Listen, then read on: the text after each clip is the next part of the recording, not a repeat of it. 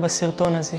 קוראים לי רום ברסלבסקי, אני חייל בצבא ההגנה לישראל, בן 21 מירושלים, ואני אסיר של הג'יהאד האסלאמי, סראי אל-קודס, ומוחזק ברצועת עזה מעלה משנה וחצי.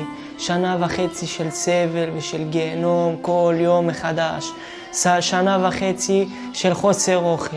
שנה וחצי של חוסר שתייה. אין אוכל ואין שתייה, מחלות קשות. כל היום אני סובל, אני לא יודע מה לעשות, אני לא יודע מה לעשות עם החיים שלי. המצב הנפשי שלי מתחת לכל ביקורת. המצב הגופני שלי מתחת לכל ביקורת. לאן אתם רוצים להגיע? מה אתם רוצים לעשות איתנו? איפה הצעד הבא שלכם? מה אתם רוצים לעשות? לאן תגיעו? לאן תמשיכו? מה יקרה מחר? כל היום ימין ושמאל, למעלה ולמטה, הפצצות והפצצות והפצצות שלא פוסקות, לא פוסקות, זה לא נגמר, זה לא נגמר. ההפצצה הבאה תהיה על הראש שלי, והדם שלי על הצוואר שלך, אדוני ראש הממשלה נתניהו. אותה רצועה שאתם לא מפסיקים להפציץ ולסגור, בלי אוכל ובלי מים, ואנחנו הישראלים, האסירים הישראלים נמצאים פה יום יום וסובלים, סובלים, סובלים, סובלים.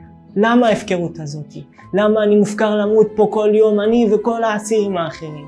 למה אתם מפקרים אותנו? אנחנו לא בני אדם.